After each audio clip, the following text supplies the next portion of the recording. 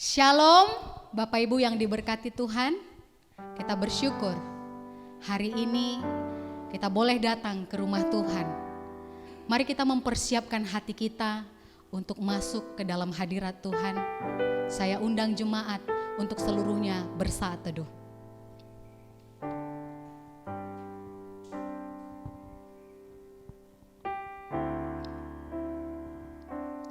Bersorak-soraklah, hai orang-orang benar dalam Tuhan. Sebab memuji-muji itu layak bagi orang-orang jujur. Bersyukurlah kepada Tuhan dengan kecapi, bermazmurlah baginya dengan gambus 10 tali. Banyak perkara yang tidak dapat kita mengerti dalam hidup ini. Tetapi kita percaya bahwa Allah peduli, Allah mengerti dalam segala persoalan hidup kita. Kita pujikan lagu ini dengan sepenuh hati kita. Banyak perkara yang tak dapat ku mengerti, mengapakah harus terjadi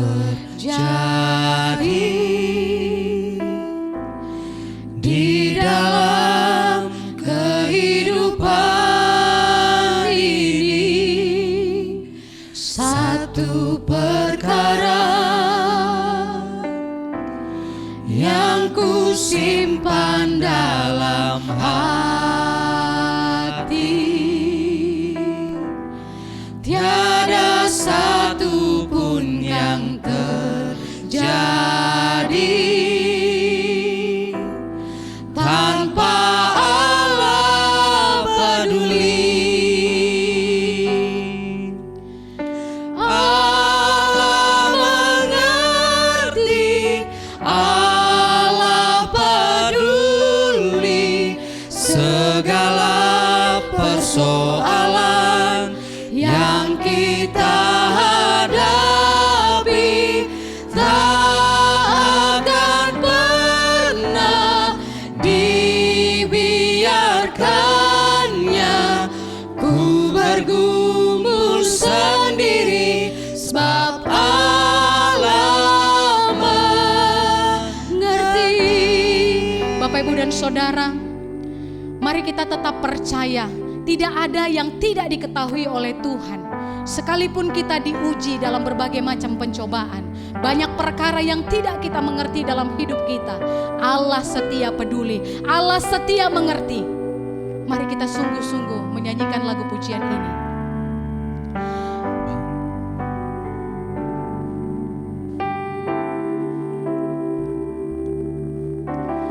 Banyak perkara yang tak dapat ku mengerti, mengapakah harus terjadi di dalam kehidupan ini. Satu perkara yang ku simpan dalam hati, tiada satu pun yang terjadi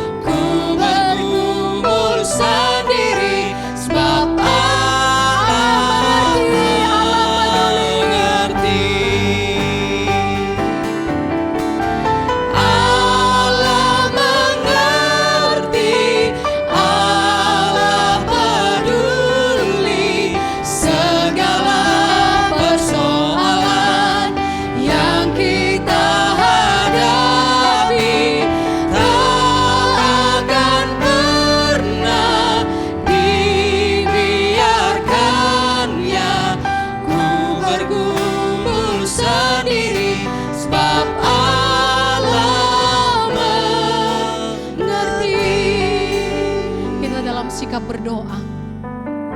Mari naikkan doa kita di hadapan Tuhan. Karena hari ini kita datang hanya untuk menyembah nama Tuhan. Mari muliakan namanya.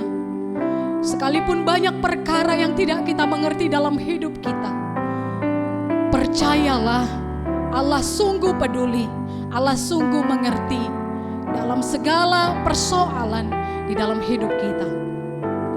Bapa, kami bersyukur kepadamu Allah yang maha tinggi, Allah yang kami hormati dan kami muliakan. Terima kasih Tuhan untuk kesempatan pada waktu ini. Kami boleh bersama-sama hadir di dalam ibadah kami Tuhan, sekalipun dilakukan secara online. Kami percaya Roh Kudus Tuhan menolong kami. Roh Kudus Tuhan menggerakkan hati kami. Karya-Mu Tuhan akan terus bekerja di dalam kehidupan kami. Bapa di surga, kami datang Tuhan dengan kerinduan hati kami. Kami haus Tuhan untuk mendengarkan Engkau. Kami sungguh-sungguh ingin datang kepada Tuhan, bersujud di hadapan-Mu Bapa, merendahkan diri di hadapan-Mu. Karena tanpa Engkau Tuhan, kami tidak akan mampu menjalani kehidupan kami. Hari ini Tuhan, setiap anak-anak Tuhan yang sama-sama merindukan hadirat Tuhan, urapilah mereka Tuhan satu persatu dimanapun mereka berada. Yakinkan dan teguhkan roh mereka Tuhan, agar mereka tetap dapat menyembah Tuhan di dalam roh dan kebenaran. Sekalipun di rumah, sekalipun dimanapun Tuhan, Roh-Mu tetap bekerja di dalam kehidupan kami. Bapa di surga, ibadah kali ini Tuhan, kami mau persembahkan hanya untuk kemuliaan nama Tuhan. Biarlah Tuhan Engkau pakai kami sebagai hamba-hamba-Mu Tuhan, yang melayani-Mu Tuhan di tempat ini. Biarlah Bapa, pencurahan Roh Kudus-Mu mengalir di dalam kehidupan kami. Kami serahkan juga Tuhan untuk hamba-Mu yang akan menyampaikan firman Tuhan.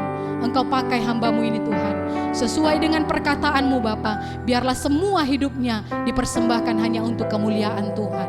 Terima kasih Bapa di surga. Ini doa kami kepadamu.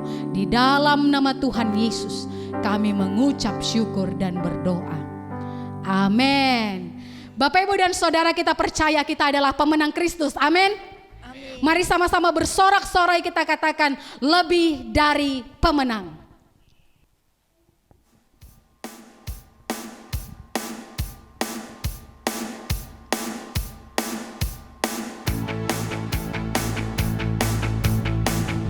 Mari kita semua bersorak-sorai meninggikan nama Tuhan. Kita adalah pemenang Kristus. Kita lebih dari pemenang. Kita akan mengalahkan segala iblis yang mencoba untuk mengganggu hidup kita.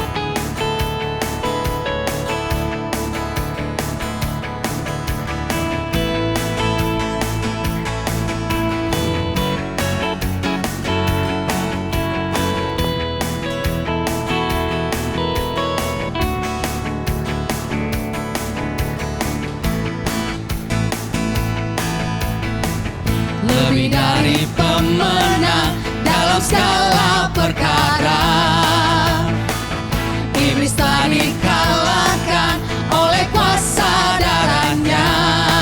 Jika Allah di pihak kita, siapa dapat melawan? Kita lebih dari pemenang. Lebih dari pemenang. Lebih dari pemenang dalam segala perkara. Iblis tak dikalahkan oleh kuasa darahnya. Jika Allah di pihak kita, siapa dapat melawan? Kita lebih dari pemenang. Haleluya. Kibarkanlah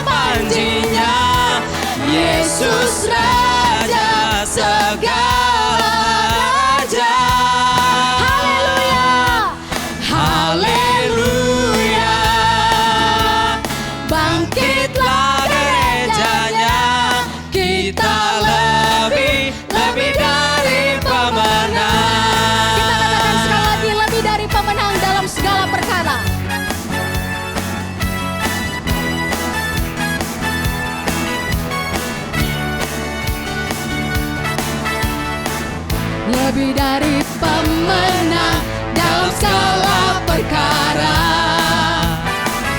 Iblis tak dikalahkan oleh kuasa darahnya.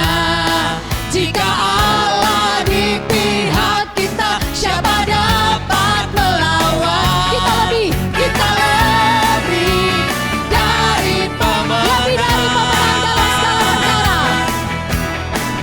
Lebih dari pemenang dalam segala perkara. Iblis tak dikalahkan oleh kuasa darahnya. Jika Allah di pihak kita, siapa dapat melawan? Kita lebih dari pemenang. Katakan haleluya, haleluya. Kibarkanlah panjinya, Yesus Raja segala raja. Haleluya, bangkitlah gerejanya. Kita lebih dari pemenang. Haleluya, kibarkanlah panjinya, Yesus Raja segala raja. Haleluya, bangkitlah gerejanya. Kita lebih dari pemenang. Kita lebih dari pemenang. Kita lebih dari pemenang.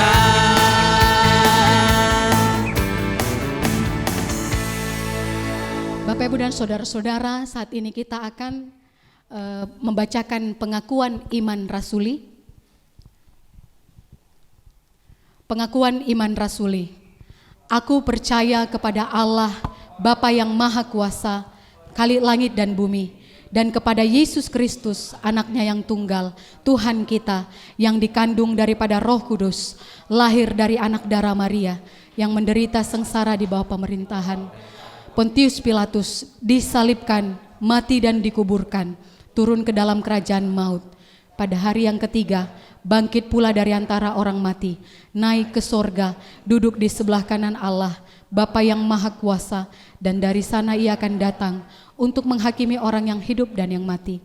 Aku percaya kepada Roh Kudus, gereja yang kudus dan am, persekutuan orang kudus, pengampunan dosa, kebangkitan orang mati, dan hidup yang kekal. Amin.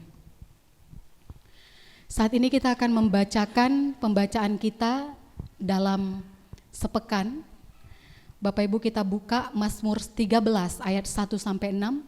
Setelah saya membacakan firman Tuhan ini, Bapak Ibu akan membacakan bersama-sama dengan saya. Untuk pemimpin biduan Mazmur Daud. Berapa lama lagi Tuhan kau lupakan aku terus-menerus? Berapa lama lagi kau sembunyikan wajahmu terhadap aku? Berapa lama lagi aku harus menaruh kekhawatiran dalam diriku dan bersedih hati sepanjang hari? Berapa lama lagi musuhku meninggikan diri atasku? Pandanglah kiranya, jawablah aku ya Tuhan Allahku. Buatlah mataku bercahaya, supaya jangan aku tertidur dan mati. Supaya musuhku jangan berkata, aku telah mengalahkan dia, dan lawan-lawanku bersorak-sorak apabila aku goyah. Tetapi aku, kepada kasih setiamu aku percaya. Hatiku bersorak-sorak karena penyelamatanmu. Aku mau menyanyi untuk Tuhan karena ia telah berbuat baik kepadaku. Mari kita bacakan bersama-sama. Untuk pemimpin biduan Mazmur Daud. Berapa lama lagi Tuhan kau lupakan aku terus-menerus? Berapa lama lagi kau sembunyikan wajahmu terhadap aku? Berapa lama lagi aku harus menaruh kekhawatiran dalam diriku dan bersedih hati sepanjang hari? Berapa lama lagi musuhku meninggikan diri atasku? Pandanglah kiranya, jawablah aku ya Tuhan Allahku. Buatlah mataku bercahaya, supaya jangan aku tertidur dan mati. supaya musuhku jangan berkata, aku telah mengalahkan dia, dan lawan-lawanku bersorak-sorak apabila aku goyah. Tetapi aku kepada kasih setiamu aku percaya, hatiku bersorak-sorak karena penyelamatanmu. Aku mau menyanyi untuk Tuhan karena Ia telah berbuat baik kepadaku. Biarlah firman Tuhan ini memberkati kita sepanjang waktu. Kita percaya Tuhan selalu berbuat baik dalam hidup kita. Sebelum kita menyampaikan doa syafaat kita, Bapak Ibu, ada satu pujian yang berkata, ujilah aku Tuhan. Tetapi di sanalah kita berkata, ku nyanyi hosana di tempat yang maha tinggi. Mari kita katakan dengan sepenuh hati kita untuk mempersiapkan kita di dalam doa syafaat kita.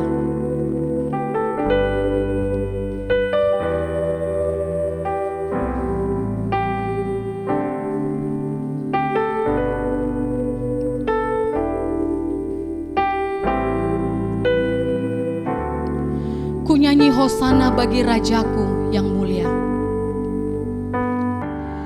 Ku nyanyi hosana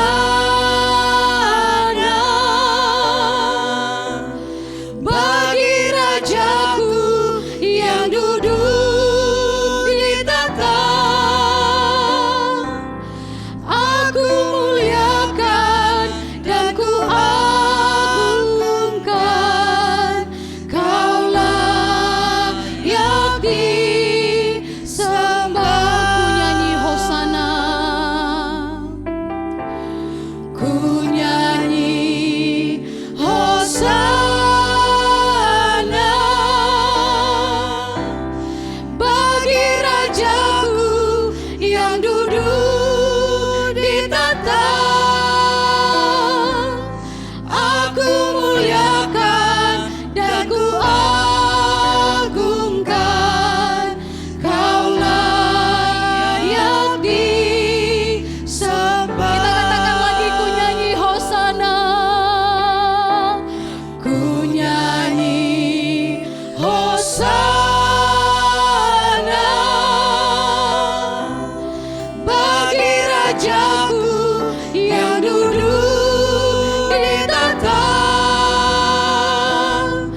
Aku muliakan dan ku agungkan, Kaulah yang disembah. Sekali lagi kita katakan, ku nyanyi hosana. Ku nyanyi hosana bagi Rajaku yang duduk di tahta. Aku muliakan dan ku agungkan, Kaulah yang disembah.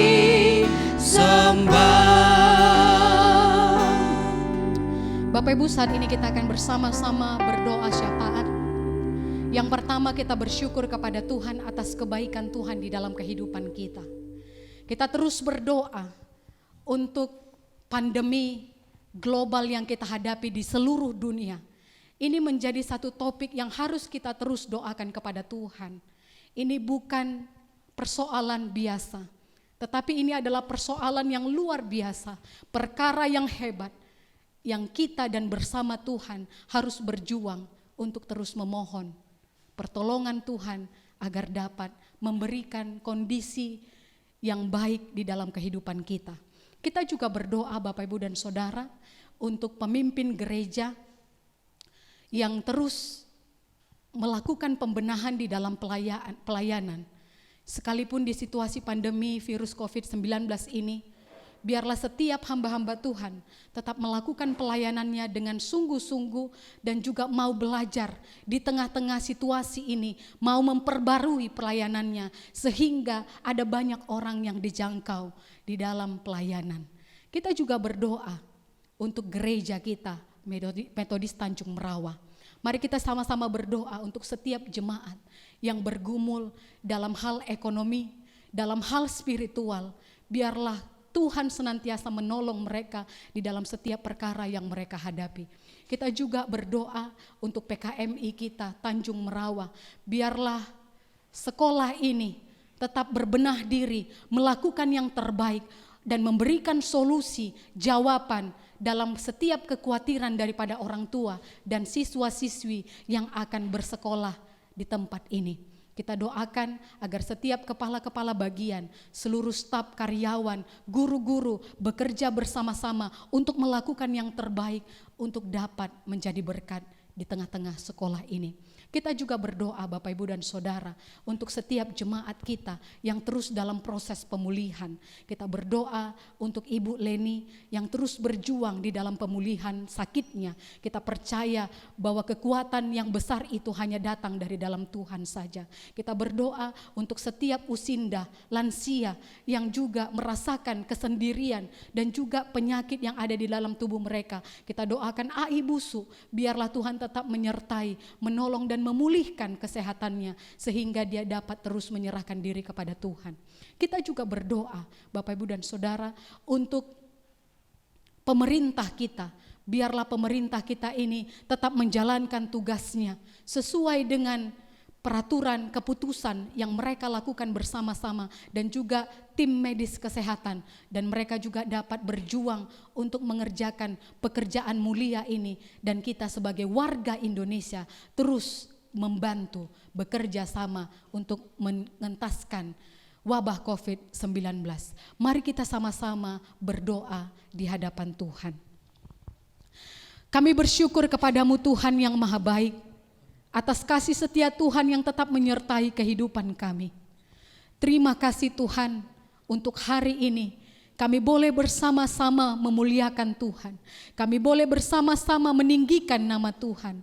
Terima kasih Tuhan untuk kesempatan yang Kau berikan kepada kami.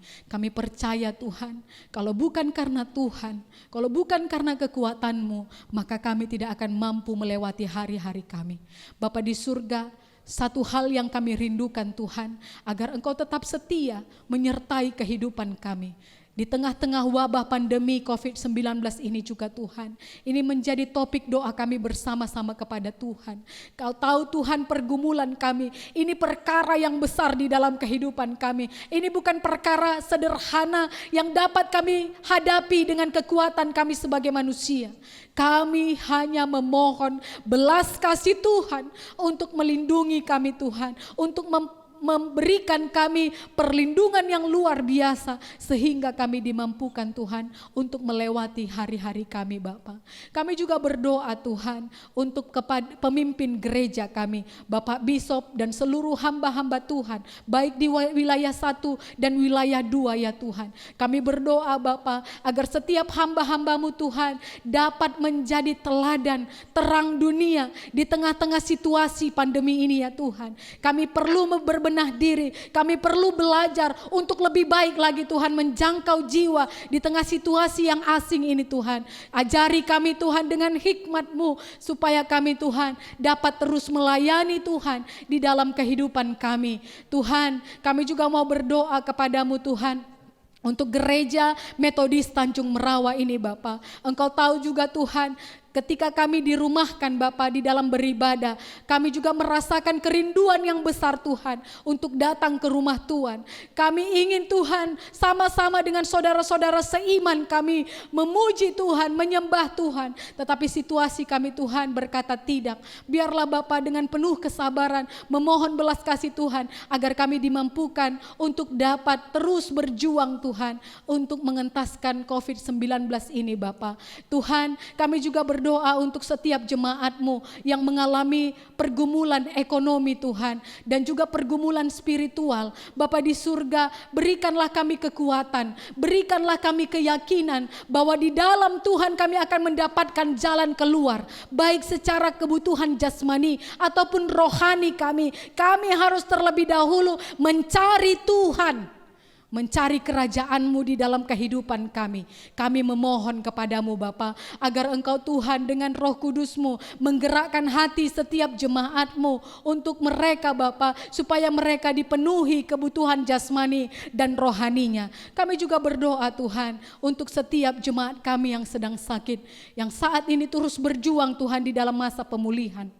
Kami serahkan Ibu Leni ke dalam tangan-Mu Bapa. Biarlah Engkau yang terus berkarya di dalam kehidupannya. Sampai hari ini Tuhan, kami terus melihat kemuliaan Tuhan di dalam hidupnya. Tapi Tuhan, tiada henti kami memohon agar pemulihan Tuhan terjadi di dalam hidupnya. Dan terus diubahkan dan terus disembuhkan di dalam nama Tuhan Yesus Kristus. Bapa di surga, kami juga berdoa Tuhan untuk setiap usinda lansia yang kami kasihi. Ibu Tuhan, kami berdoa supaya Ai ini tetap diberkati Tuhan. Di akhir hidupnya Bapa, dia terus menyerahkan diri kepada Tuhan. Dia menyerahkan diri Tuhan, bahwa dia percaya Engkaulah satu-satunya juru selamat di dalam kehidupannya. Terima kasih Bapa, Engkau telah menjadikan dia sebagai pengikut-Mu Tuhan. Biarlah setiap orang yang bersama-sama dengan dia boleh terus memperdengarkan nama Tuhan di dalam kehidupannya. Kami juga berdoa kepadamu Tuhan untuk PKMI kami Tanjung Merawa. Tuhan, ini adalah sekolah yang Tuhan dirikan menjadi berkat di tengah-tengah tempat ini. Bapa di surga, banyak situasi Tuhan yang harus kami hadapi, yang guru-guru hadapi, kepala bagian hadapi. Semua mereka bergumul untuk membenahi diri Tuhan, untuk membuat sekolah yang ramah, aman untuk anak-anak, dan juga dapat menjadi solusi jawaban bagi setiap orang tua.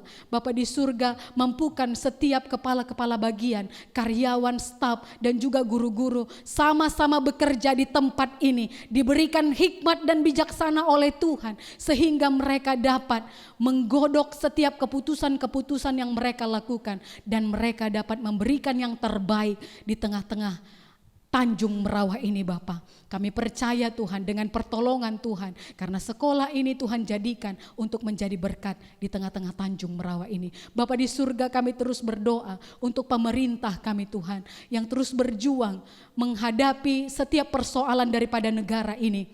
Kami serahkan kepala pemerintahan kami, seluruh anggota kabinet sampai yang paling rendah. Tuhan, ada banyak hal yang harus mereka kerjakan, ada banyak hal yang mereka harus pertanggungjawabkan, apalagi sesuai dengan keputusan-keputusan yang diberikan, dan juga Tuhan penyaluran bantuan langsung kepada setiap masyarakat.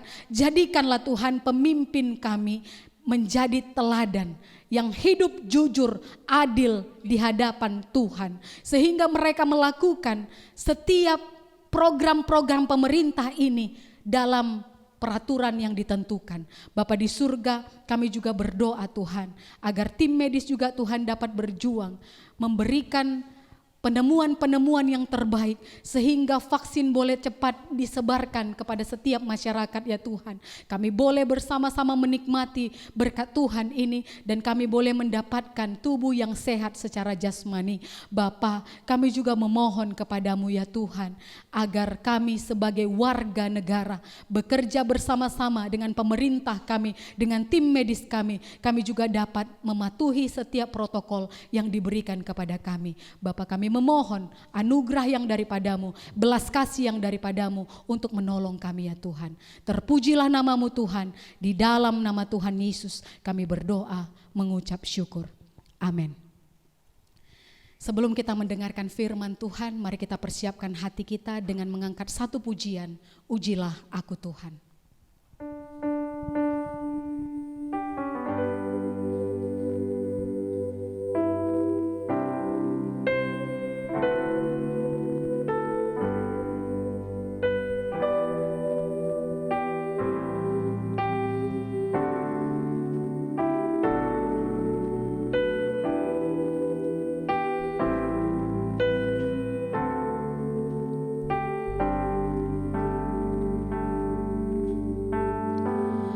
Ujilah aku Tuhan, cobalah aku Tuhan, selidiki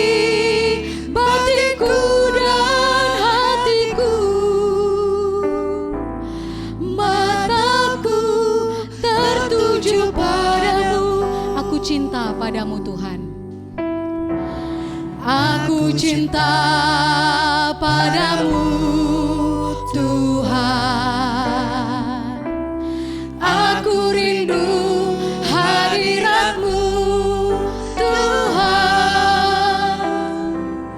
Aku ingin selalu dekat padamu, menikmati kehadiran-Mu. Ku nyanyi Hosana, ku nyanyi Hosana bagi Rajaku yang duduk di tahta. Aku muliakan dan ku agungkan, Kau layak disembah. Ku nyanyi Hosana bagi Rajaku yang duduk di tahta. Aku muliakan dan ku agungkan, Kau layak disembah.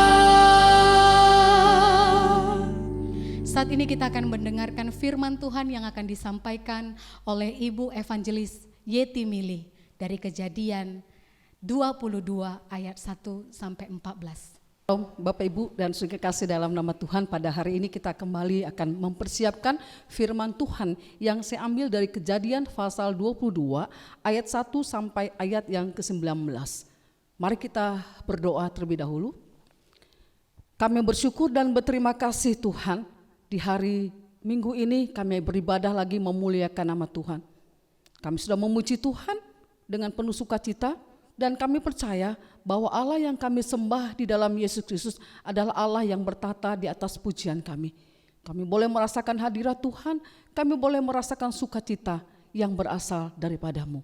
Dan hari ini kami akan kembali mempersiapkan hati kami untuk kembali diisi oleh kebenaran firman Tuhan. Dan biarlah kuasa Roh Kudus-Mu bekerja Tuhan di dalam hati kami, memberikan hikmat, memberikan kepintaran, sehingga kami dapat mengerti apa yang akan disampaikan melalui hamba-Mu yang terbatas. Tapi kami percaya kuasa Tuhan yang terbatas akan mengurapi baik hamba yang akan menyampaikan dan juga setiap saudara hamba yang akan mendengarkannya. Terima kasih, di dalam nama-Mu Tuhan Yesus kami berdoa dan bersyukur. Amin. Bapak Ibu, saya akan membacakannya saja dari ayat yang pertama sampai ayat yang kelima dari Kejadian 22, kemudian dilanjutkan ayat 11 dan 12. Kepercayaan Abraham diuji. Setelah semuanya itu, Allah mencoba Abraham. Ia berfirman kepadanya, "Abraham." Lalu sahutnya, "Ya Tuhan." Firman-Nya, "Ambillah anakmu yang tunggal itu yang engkau kasihi, yakni Ishak. Pergilah ke tanah Moria dan persembahkanlah dia di sana sebagai korban bakaran pada salah satu gunung yang akan kukatakan kepadamu." Keesokan harinya, pagi-pagi bangunlah Abraham. Ia memasang pelana keledainya dan memanggil 2 orang bujangnya beserta Ishak anaknya. Ia membelah juga kayu untuk korban bakaran itu. Lalu berangkatlah ia dan pergi ke tempat yang dikatakan Allah kepadanya. Ketika pada hari ketiga Abraham melayangkan pandangnya, kelihatanlah kepadanya tempat itu dari jauh. Kata Abraham kepada kedua bujangnya itu, "Tinggallah kamu di sini dengan keledai ini. Aku beserta anak ini akan pergi ke sana. Kami akan sembahyang, sesudah itu kami kembali kepadamu." Ayat 11 dan 12. Tetapi berserulah malaikat Tuhan dari langit katanya, "Abraham, Abraham." Sahutnya, "Ya Tuhan." Lalu ia berfirman, "Jangan bunuh anak itu dan jangan kau apa-apakan dia, sebab telah ku ketahui sekarang bahwa engkau takut akan Allah dan engkau tidak segan-segan untuk menyerahkan anakmu yang tunggal kepadaku. Demikian jauh firman Tuhan. Yang berbahagia adalah orang yang mendengarkan firman Tuhan dan yang melakukannya di dalam kehidupannya setiap hari. Bapak, Ibu, dan saudara kekasih dalam nama Tuhan, ada satu lagu yang tidak asing lagi bagi kita dan juga sudah kita nyanyikan tadi, yaitu tentang satu lagu, Ujilah Aku Tuhan. Ujilah aku Tuhan, cobalah aku Tuhan. Bapak Ibu yang kekasih, ini nyanyian diambil dari Mazmur Daud, Mazmur pasal 26 ayat 2 dan 3.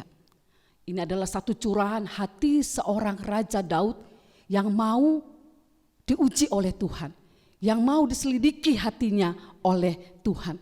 Apakah dia sungguh-sungguh mencintai Tuhan? Apakah dia sungguh-sungguh mengasihi Tuhan dalam hidupnya?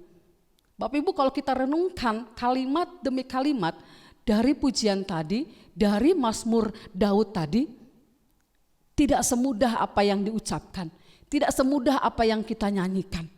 Mengapa, Bapak Ibu yang kekasih? Karena ketika Tuhan menguji seseorang, ketika Tuhan menyelidiki hati seseorang, ada satu proses yang harus dilalui, yang harus dijalani oleh orang tersebut. Tuhan bukan hanya sekedar menguji saja, tetapi ada satu proses yang harus dilewati, yang harus dilalui oleh setiap orang yang mau diuji oleh Tuhan. Firman Tuhan yang sudah kita baca pada hari ini, yaitu tentang seorang Abraham yang sedang mengalami ujian iman daripada Tuhan. Kalau kita membaca perjalanan hidup Abraham, sejak dia dipanggil dari tanah Ur Kasdim, dari tanah orang tuanya, dari tanah bapa leluhurnya, ada 3 proses besar ujian yang dia harus lewati. Yang pertama, ketika Abraham dipanggil Allah keluar dari tanah Ur Kasdim untuk pergi ke satu negeri yang akan ditunjukkan Allah kepadanya, saat itu Abraham tidak tahu tanah yang mana yang harus dia tuju. Dia harus mengikuti petunjuk Allah. Dia tidak tahu di mana tempatnya dia harus pergi. Yang penting kamu harus tinggalkan tanah Ur Kasdim, kamu harus tinggalkan dan keluar dari tanah leluhurmu. Itu yang pertama, dan Abraham harus mengikuti akan apa yang Tuhan perintahkan. Abraham dengan iman berjalan untuk mengikuti Abraham yang datang daripada Tuhan. Yang kedua, saat Allah berjanji untuk menjanjikan Abraham, yaitu bangsa menjadi bangsa yang besar, bangsa yang diberkati oleh Tuhan, dan namanya akan masyhur. Bapak Ibu, itu artinya bahwa Tuhan akan memberikan keturunan. Bapak Ibu, apakah semudah itu Allah menggenapi janjinya? Tidak. Abraham harus menunggu selama 25 tahun. Dia harus menunggu penggenapan janji Allah, dan dalam proses itu Bapak Ibu, Abraham pun pernah jatuh. Ketika dia harus mengikuti kata-kata istrinya untuk meniduri Hagar, seorang budaknya, sehingga dia memperoleh anak, yaitu namanya Ismail. Setelah yang ketiga, ujian yang terbesar, dan ini yang terberat. Setelah Allah memberikan keturunan Ishak, keturunan yang bernama Ishak kepada Abraham, Allah kembali menuntut Abraham untuk mempersembahkan anaknya. Mempersembahkan anaknya yang tunggal. Inilah ujian yang paling berat bagi seorang Abraham.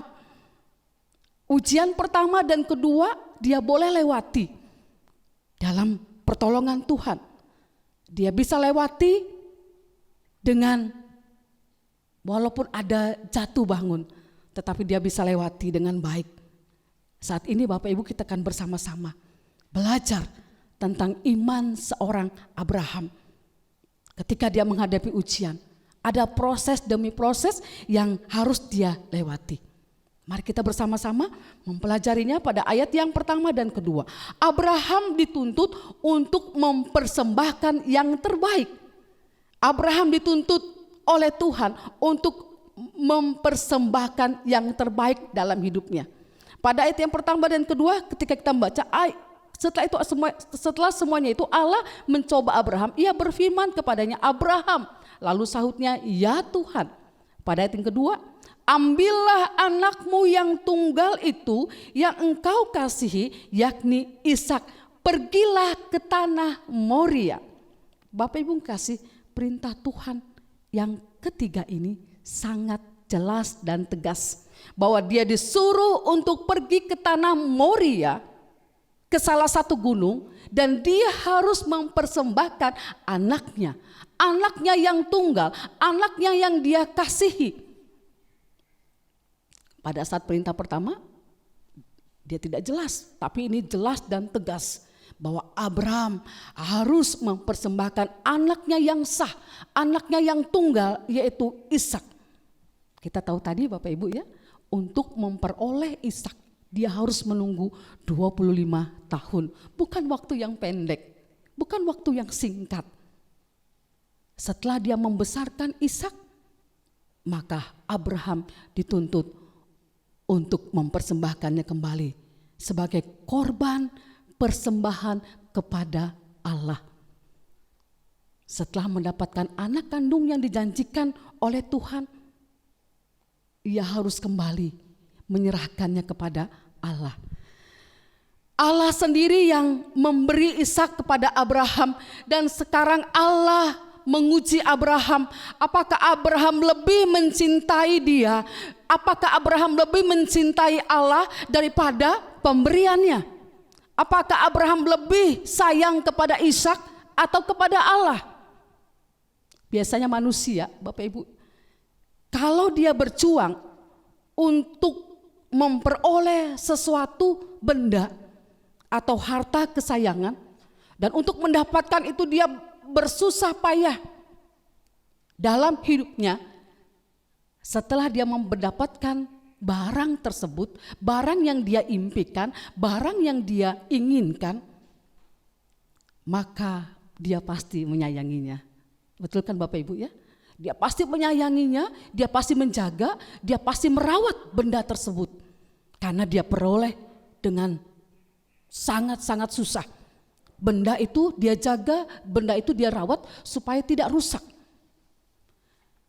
Banyak orang gagal dalam ujian seperti ini. Misalnya orang berdoa meminta pekerjaan. Dia berdoa lagi meminta pacar, meminta seorang istri atau suami dalam hidupnya. Dan ketika dia berdoa Tuhan kabulkan, ataupun meminta seorang anak, karena sudah sekian lama mereka menikah tapi tidak memiliki anak, dia berdoa dan bergumul. Ketika Tuhan kabulkan, maka terkadang orang itu lebih mengasihi apa yang dia miliki, lebih memperhatikan apa yang dia miliki daripada Allah. Ingat khotbah minggu yang lalu yang mengatakan, Yesus mengatakan, apabila engkau mengasihi ibu bapamu melebihi aku, maka engkau tidak layak di hadapanku. Banyak orang di dunia ini lebih menuntut berkat, lebih menuntut sesuatu daripada Tuhan. Ketika dia mendapatkan apa yang diberikan oleh Tuhan, mereka lebih mengasihi apa yang mereka miliki. Mereka lebih mencintai, mengasihi berkat itu daripada si pemberi berkat. Bapak Ibu harus hati-hati. Harus hati-hati dengan pemberian atau berkat Tuhan dalam hidup kita. Jangan mengasihi, mementingkan pemberian berkat itu daripada si pemberi berkat. Yang kedua, Abraham taat melakukan apa yang Tuhan perintahkan. Ayat 3 dan 4. Bapak Ibu kekasih, keesokan harinya, pagi-pagi bangunlah Abraham, ia memasang pelana keledainya dan memanggil 2 orang bujangnya.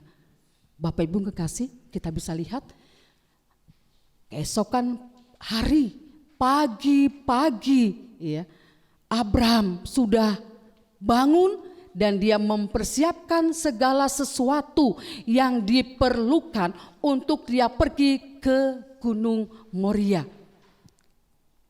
Abraham bertindak cepat-cepat Pagi-pagi Abraham sudah bangun dan ia mempersiapkan segala sesuatunya yang diperlukan untuk boleh mempersembahkan korban persembahan di salah satu gunung di tanah Moria.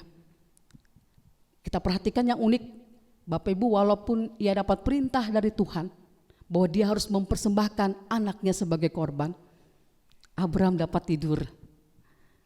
Dan pagi-pagi benar dia sudah bangun dan mempersiapkan segala sesuatunya dengan baik.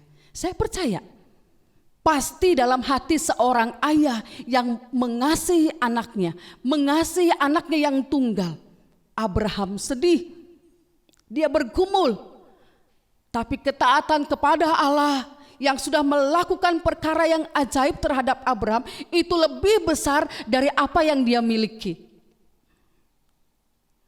Tuhan, dia mengasihi Allah lebih besar daripada Ishak. Abraham pasti mengasihi anaknya yang tunggal, tetapi dia lebih mengasihi Allah si pemberi anaknya. Mengasihi Allah menuntut satu pengorbanan, bukan hanya sekedar perkataan saja, perkataan dari mulut saja, dari orang yang percaya. Mengasihi Allah adalah satu tindakan yang harus dilakukan, walaupun mungkin kita harus mengorbankan sesuatu yang paling kita sukai, kita harus mengorbankan sesuatu yang berharga dalam hidup kita.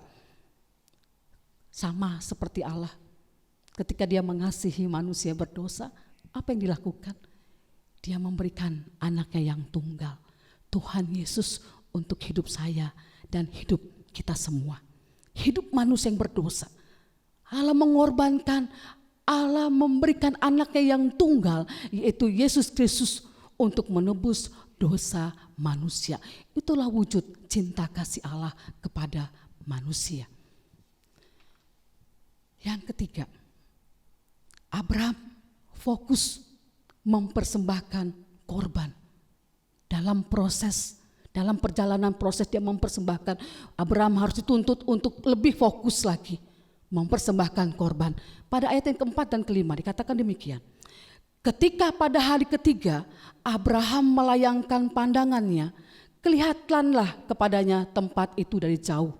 Ayat kelima, kata Abraham kepada kedua bujangnya itu, tinggallah kamu di sini dengan keledai ini, aku beserta anak ini akan pergi ke sana, kami akan sembahyang, sesudah itu kami akan kembali kepadamu. Bapak Ibu yang kekasih, kalau kita melihat dan kita pelajari bahwa untuk pergi ke tanah Moria itu jaraknya kurang lebih 20 jam. Jaraknya itu 60 menit dan 60 mil. Untuk menempuh 60 mil itu diperlukan waktu 20 jam. Tetapi Abraham membutuhkan waktu 3 hari. Setelah hari ketiga, 2 hari setelah hari ketiga, dia melihat, oh udah hampir sampai ke gunung itu. Dia memerlukan waktu 3 hari untuk sampai ke tanah Moria. Itu artinya bahwa di dalam perjalanan dia menanggung satu beban yang berat. Ketika kita menanggung satu beban yang berat atau satu pergumulan yang berat, tentunya jalan-jalan hidup kita terasa berat. Itulah yang dialami oleh seorang Abraham. Tetapi dia tetap fokus, walaupun beban yang dia jalani begitu berat, tetapi Abraham tetap fokus, tetap mengarahkan pandangannya kepada Tuhan untuk mempersembahkan yang terbaik. Setelah dia melihat tanah Moria, maka disuruhnya pembantunya untuk tinggal. Dikatakan tinggallah di sini, kami akan pergi bersama dengan bersama dengan Ishak anaknya. Abraham tidak membawa pembantunya karena ia mau fokus untuk mempersembahkan Ishak sebagai korban kepada Allah. Saya percaya Bapak Ibu, kalau Abraham membawa 2 bujangnya atau 2 pembantunya, pasti ketika dia mau menyembelih atau mau memotong leher anaknya Ishak, pasti 2 pembantunya akan mencegah dia. Pasti 2 pembantunya akan berusaha untuk melarang dia.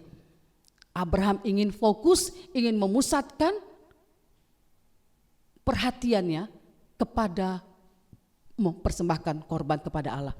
Ada kalanya dalam kehidupan kita Bapak Ibu, ketika kita ingin mempersembahkan yang terbaik kepada Tuhan, terkadang orang kedua, orang ketiga menggagalkan tindakan atau niat baik kita kepada Tuhan.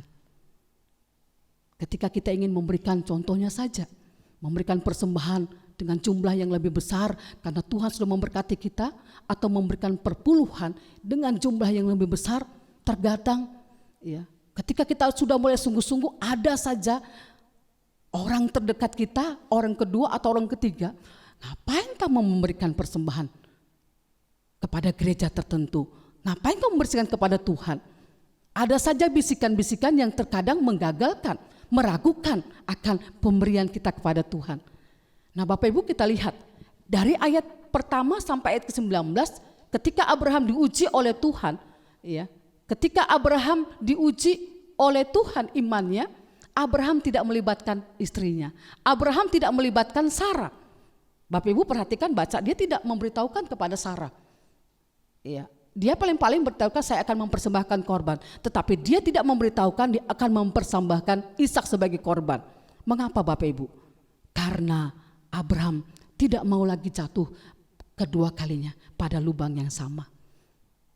Yang pertama dia sudah gagal, ya. Dalam penantian yang kedua kita bisa lihat ketika dalam satu proses yang panjang menunggu janji Tuhan digenapi, mereka sudah mulai ragu. Sarah sebagai seorang terdekat, mungkin Abraham tidak ragu pada saat itu, tetapi karena dorongan dari istrinya Sarah, maka dia pun mau mengikuti apa yang disarankan oleh istrinya Sarah untuk meniduri budaknya Hagar, sehingga lahirlah Ismail. Dan akibatnya Abraham harus mengalami kesulitan demi kesulitan. Sampai hari ini kita bisa rasakan keturunan Ismail selalu membuat kesulitan dalam kehidupan keturunan Ishak.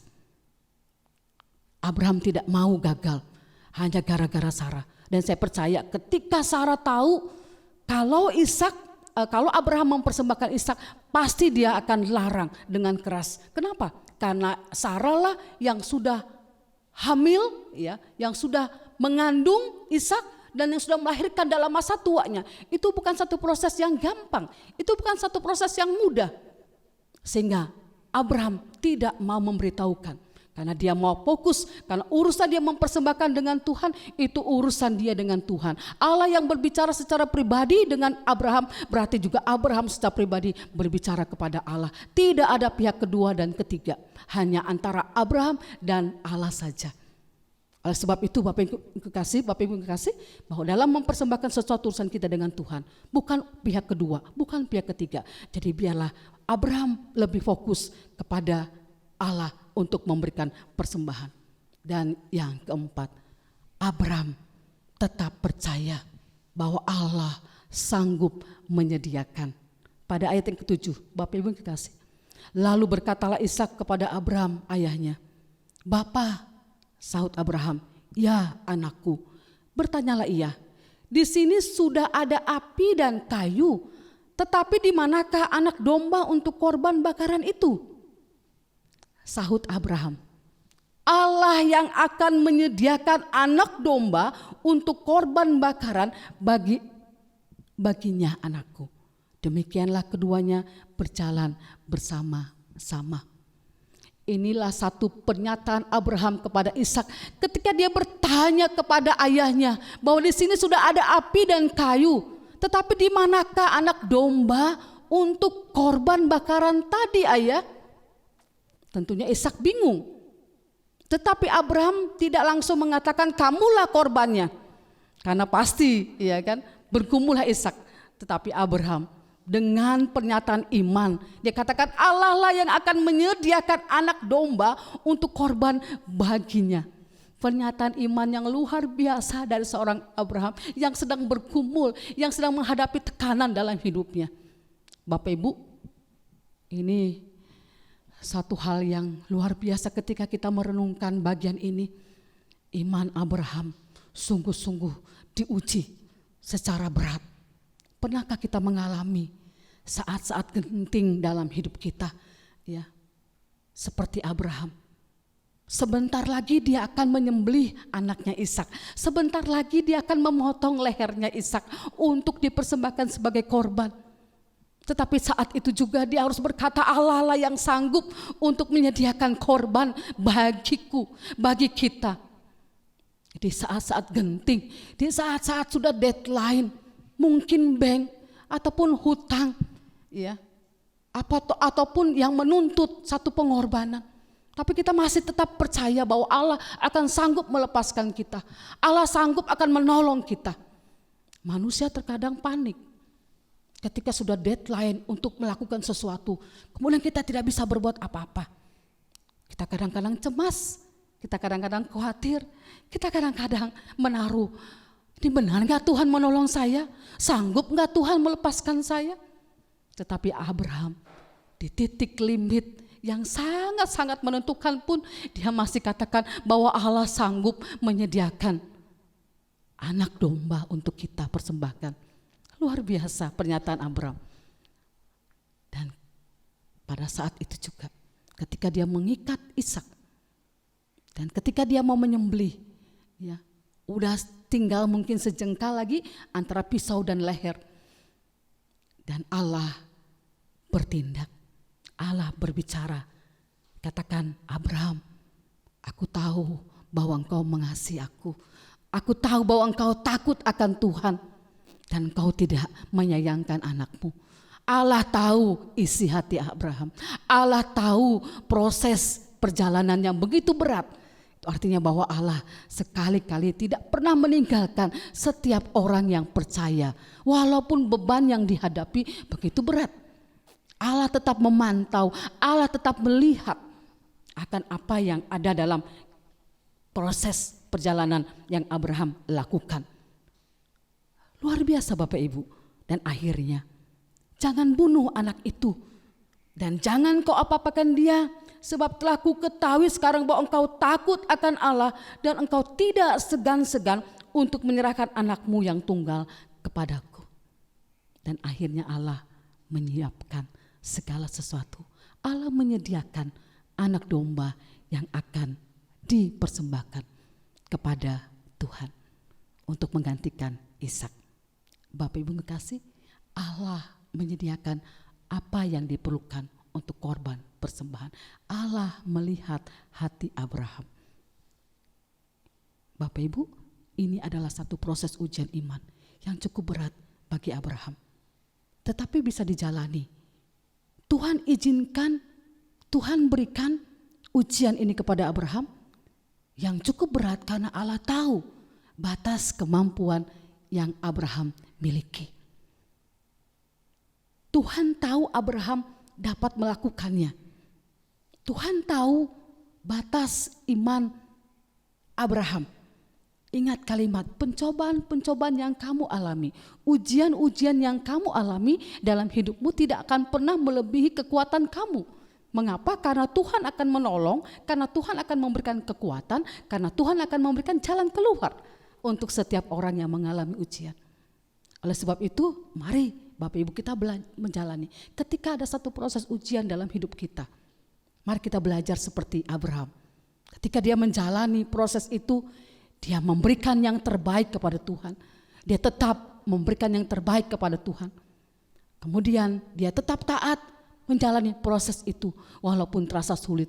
Kita percaya bahwa Allah yang disembah Abraham adalah Allah yang kita sembah juga, yang akan menolong kita, yang akan menyertai kita. Saya tidak merinci, mungkin ada banyak pergumulan yang kita hadapi, ada banyak persoalan yang kita hadapi dalam perjalanan hidup kita. Kalau itu menjadi satu ujian iman bagi kita, kita percaya bahwa Allah akan menolong kita. Allah akan memberikan kekuatan, dan kita harus tetap taat untuk boleh menjalani proses itu. Fokus untuk tetap menjalani proses itu. Fokus untuk tetap memberikan yang terbaik kepada Tuhan. Dan tetap percaya bahwa Tuhan sanggup untuk boleh memberkati hidup kita, untuk menyediakan segalanya bagi kita. Biarlah firman Tuhan pada hari ini boleh menjadi berkat bagi kita semua. Mari kita berdoa. Bapa di surga, firman Tuhan pada hari ini berbicara tentang bagaimana iman seorang Abraham diuji oleh Tuhan. Apakah dia sungguh-sungguh mengasihi Allah atau mengasihi berkat yang sudah dia berikan? Bapa di surga, iman yang dimiliki oleh Abraham dalam perjalanan hidupnya begitu berat. Tetapi dia boleh sungguh-sungguh percaya dan mengandalkan Tuhan. Ada satu proses yang harus dia lewati walaupun begitu berat. Abraham manusia biasa, tetapi ketika dia mengandalkan Tuhan, ketika dia percaya kepada Tuhan, maka Tuhan bekerja memberikan dia kekuatan, memampukan dia dalam melewati proses ujian itu. Abraham seperti kami juga manusia biasa. Bapa, kami tahu dalam proses hidup yang kami jalani, ada banyak pergumulan, ada banyak persoalan yang terkadang menguji iman kami. Tuhan, kami mau belajar seperti Abraham. Walaupun iman yang kami miliki tidak sebesar apa yang dimiliki oleh Abraham, tetapi biarlah Tuhan ketika iman sekecil apapun dalam hidup kami percaya Tuhan akan menolong kami. Dengan iman kami akan berjalan mengikuti setiap proses pergumulan yang kami lewati. Dan biarlah Tuhan dalam proses pergumulan itu kami tetap fokus mengandalkan Tuhan dan percaya kepada Tuhan, Allah kami yang hidup, yang akan menolong kami, yang akan memampukan kami. Jangan sedikit pun kami goyah Tuhan, jangan sedikit pun iman kami runtuh. Tapi biarlah Tuhan kami lebih memfokuskan kepada persembahan, bukan kami fokus kepada masalah yang kami hadapi, tapi kami fokus kepada apa yang harus kami berikan yang terbaik dalam hidup kami kepada Tuhan. Terima kasih Tuhan untuk apa yang sudah kami lakukan. Biarlah Tuhan nama-Mu dipermuliakan. Berkati jemaat Tuhan dimanapun mereka berada hari ini. Biarlah Tuhan kami boleh terus berjalan di dalam iman. Walaupun satu situasi kondisi yang terkadang Tuhan membuat hati kami sesak, membuat hati kami terkadang Tuhan tidak bisa lega. Tetapi hari ini Tuhan kami boleh berjalan dalam iman. Melewati satu kondisi yang sulit kami hadapi Tuhan. Tetapi biarlah juga kami boleh belajar dengan iman untuk boleh bertindak, untuk dapat melakukan yang terbaik dalam hidup kami. Memberikan yang terbaik dan tetap fokus untuk boleh melayani dan mengasihi Tuhan dalam hidup kami. Dan Tuhan akan memberikan kami kekuatan. Terima kasih Bapa. Terima kasih Tuhan Yesus untuk segala kebaikan-Mu. Di dalam nama-Mu kami berdoa dan bersyukur. Amin.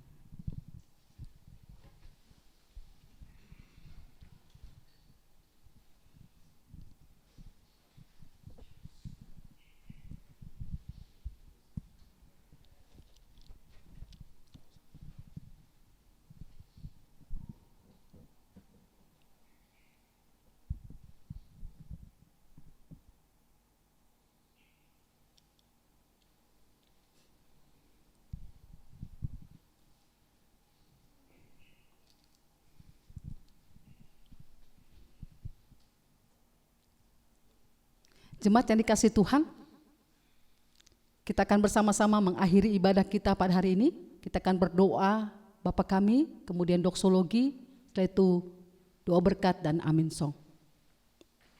Kita akan bersama-sama doa Bapa kami. Bapa kami di surga, dikuduskanlah nama-Mu, datanglah kerajaan-Mu, jadilah kehendak-Mu di bumi seperti di surga. Berilah kami pada hari ini makanan kami yang secukupnya, dan ampunilah kami akan kesalahan kami, seperti kami juga mengampuni orang yang bersalah kepada kami. Dan janganlah membawa kami dalam pencobaan, tetapi lepaskanlah kami daripada yang jahat. Karena Engkau punya kerajaan, kuasa, dan kemuliaan sampai selama-lamanya. Amin. Doksologi. Kepada Allah beri puji,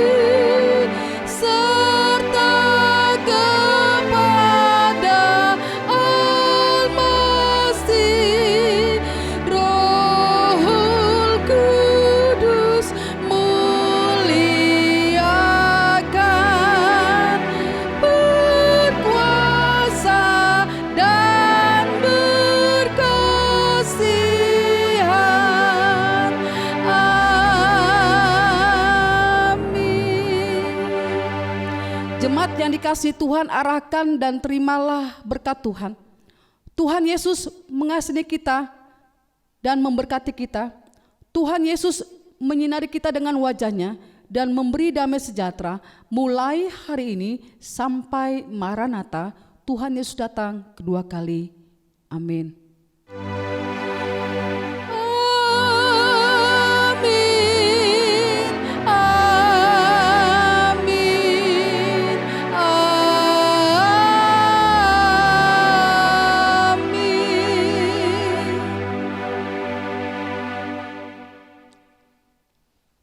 saat teduh.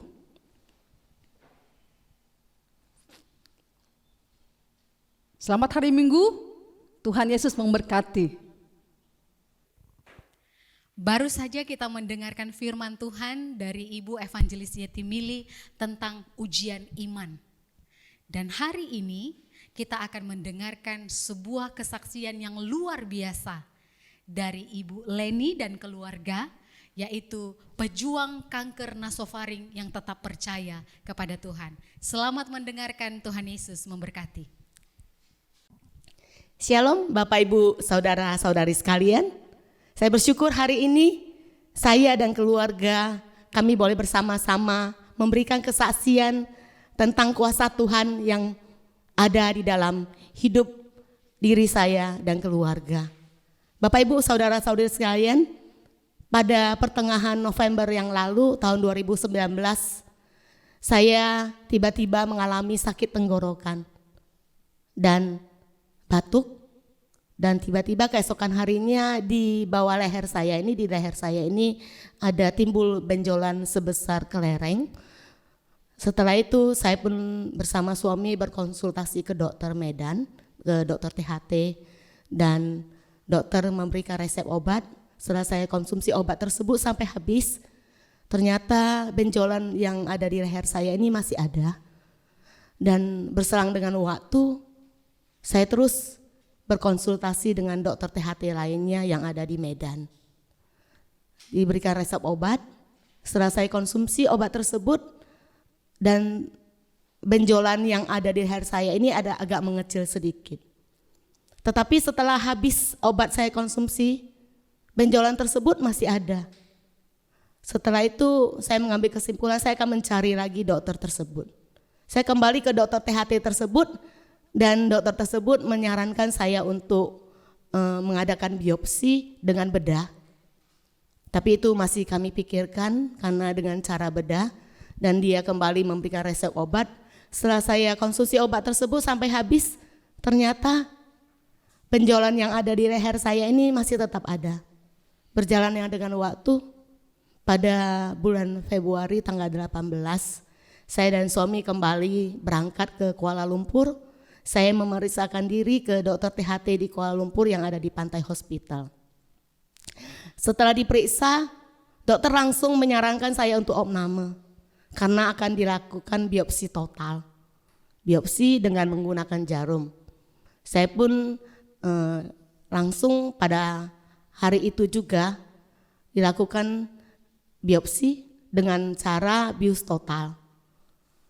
Setelah itu keesokan harinya dilakukan MRI untuk memeriksakan apa yang ada di dalam leher ini. Dan puji Tuhan setelah hasilnya keluar dan ternyata benjolan ini ada di sekitar hidung, di bagian belakang hidung ini ada 2 benjolan, dan di sekitar leher ini juga ada benjolan sebelah kanan dan kiri juga sudah tumbuh, dan dokter menyarankan bahwasannya saya boleh pulang. Dan hasil biopsi tersebut akan dikirimkan, akan disampaikan nanti via WhatsApp atau telepon melalui suami saya. Sekitar 4-5 hari dari biopsi tersebut, sekitar hari, kalau tidak salah di hari Jumat, ada pesan masuk dari dokter memberikan hasil biopsi tersebut. Karena saya tidak mengerti, saya mencoba untuk menghubungi dokter untuk berbicara langsung. Dan pada waktu tersebut dokter juga ada waktu untuk berbicara.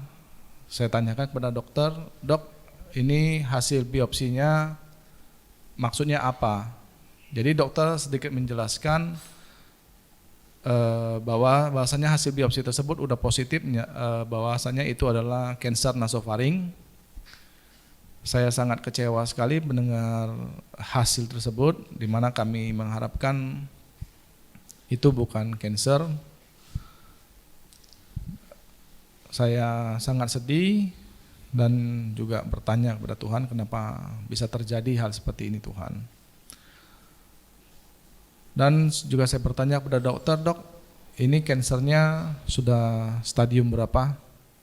dokter menyatakan sudah stadium 3. Jadi saya tanyakan kepada dokter, dok, untuk kesembuhannya ini berapa persen? Jadi dokter menyatakan itu kesembuhannya 55 sampai 60%. Setelah selesai pembicaraan kepada dokter, posisinya itu saya masih di jalan, saya menepikan mobil. Saya juga lagi bingung bagaimana menyampaikan kepada istri. Saya tidak berani langsung telepon istri dan juga saya berusaha untuk menyampaikan secara akan bertemu langsung. Dan pada waktu setelah saya pulang ke rumah, saya beritahukan dokter, istri menanyakan kepada saya, dokter apakah sudah memberikan hasil biopsinya? Ya, saya bilang, hasilnya apa? Jadi saya bilang kepada istri, hasilnya itu positif kanker nasofaring. Istri saya terdiam sebentar, dia terkejut. Dan istri bertanya, ini udah stage berapa? Saya berusaha untuk menyembunyikan bahwa tidak memberitakan sebenarnya bahwa misalnya ini udah stage 3. Jadi saya bilang kepada istri, ini stage 2 akhir. Supaya dia juga jangan putus asa dan juga sedih. Setelah saya mendapat kabar dari suami bahwasannya saya positif kena kanker nasofaring, saya sangat sedih, saya kecewa. Saya bertanya pada Tuhan, Tuhan, mengapa harus terjadi? Kenapa saya harus mengidap kanker nasofaring? Saya mengingat kembali apa yang sudah terjadi, pergumulan hebat yang terjadi dalam diri saya. Pada tahun 2012, saya mengalami pergumulan yang sangat besar dalam keluarga, yang mana membuat keluarga kami harus dikucilkan. Setelah saya melewati itu Tuhan, dengan pertolongan Tuhan, pada tahun 2017, pada bulan Mei, saya juga harus mengalami patah kaki, patah tulang di mata kaki sebelah kiri saya. Dan saya juga harus menjalani operasi pada awal Januari tahun 2018. Saya terus bertanya, Tuhan, 2 hal pergumulan yang sudah aku lewati, mengapa hari ini aku harus terkena kanker kembali, Tuhan? Kami terus bergumul dalam doa. Setiap hari kami bergumul dalam doa. Saya mohon pertolongan Tuhan. Tuhan berbicara bahwasannya penyakit yang kamu alami tidak mendatangkan kematian, tetapi akan membuat nama Tuhan dipermuliakan.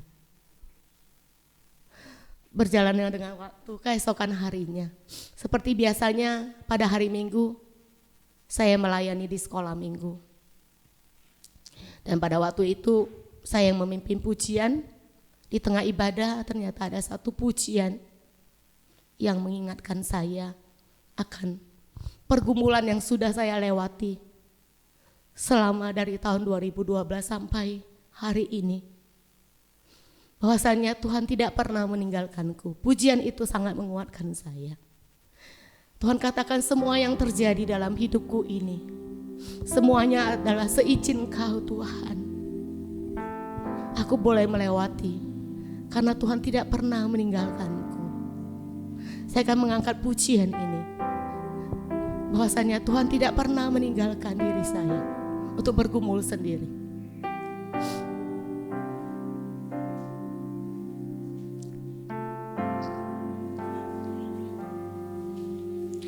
Semua yang terjadi di dalam hidupku, ku tahu atas seizin-Mu, Tuhanku. Apa yang Kau perbuat di dalam hidupku, ku terima semua sebagai anugerah-Mu. Ku bersyukur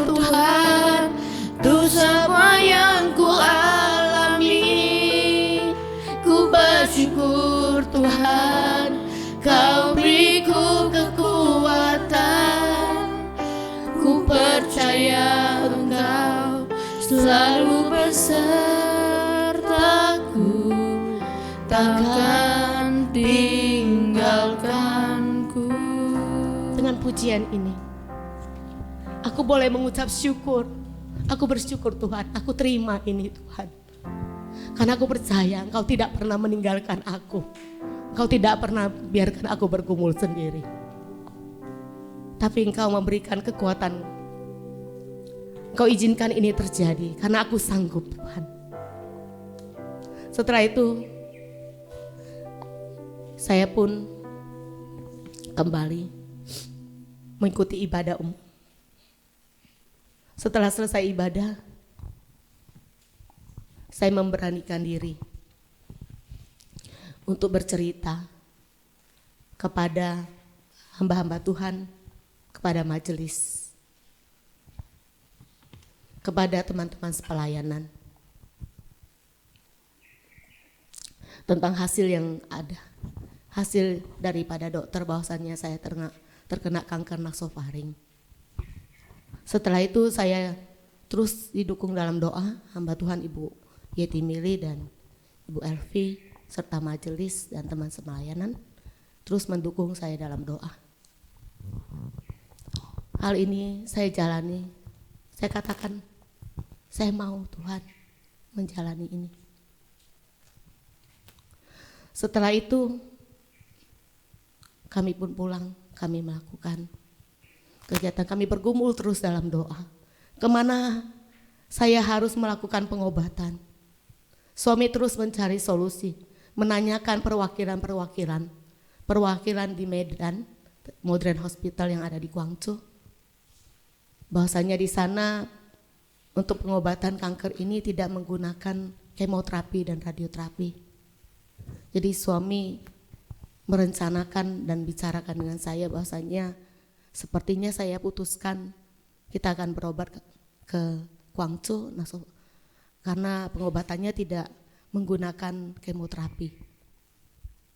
Kami terus bawakan hal ini dalam doa. Bukan hanya salah satu tempat hospital sana saja tempat kami tuju, tapi suami terus mencari perwakilan yang ada di Kuala Lumpur dan Singapura kemana harus berobat. Dan ternyata di Singapura dan Kuala Lumpur sama pengobatannya menggunakan kemoterapi dan radioterapi. Dan karena tujuan kami sudah berobat ke Guangzhou, jadi saya mencoba menelepon saudara saya, famili saya yang ada di Cina. Dan saya katakan saya akan berobat ke sana karena saya mengidap kanker nasofaring. Dan kami terus bergumul dalam doa. Setelah kami putuskan, kami membuat surat-surat, mempersiapkan surat visa untuk ke Guangzhou. Dan tiba-tiba saya mendapat telepon dari Cina, bahwasan dia mengatakan, kenapa kamu harus memilih Guangzhou? Saya tahu di Guangzhou itu bagus pengobatannya, tetapi kamu harus tahu di sini kondisinya. Kami sudah 2 bulan tidak keluar, tidak bekerja. Dan kami juga harus pakai masker di rumah. Karena pada saat itu terjadi pandemi corona yang ada di Cina. Kalau ada tempat yang lebih baik untuk kamu berobat, kenapa kamu enggak mencari tempat yang berobat yang baik tetapi itu lebih aman? Kami terus bergumul dalam doa. Dan satu hal yang kami imani, bahwa dimanapun kami berobat, saya pasti sembuh karena Tuhanlah yang menjadi penyembuh saya. Tuhanlah yang menjadi dokter saya. Jadi kami putuskan untuk berobat. Kami kembali pergi ke Kuala Lumpur ke Pantai Hospital. Di sana kami berangkat pada hari Kamis dan persiapan berangkat tersebut kami dilayani oleh beberapa hamba Tuhan.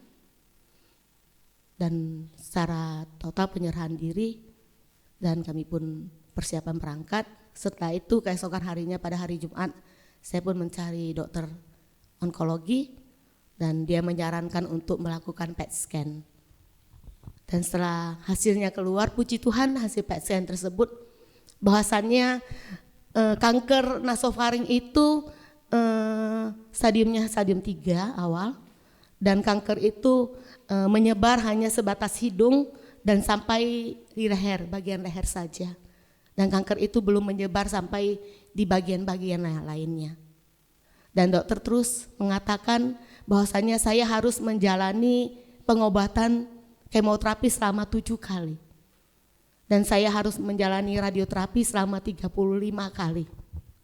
Dan dokter mengatakan efek samping daripada kemoterapi bahwasanya badan saya akan merasa lelah karena menerima kemoterapi, dan efek daripada radioterapi tersebut mulut saya akan terasa kering dan air liur lama-kelamaan akan habis, akan kering, dan sakit tenggorokan akan saya alami, dan efek samping yang lain juga rambut saya di bagian belakang ini akan rontok.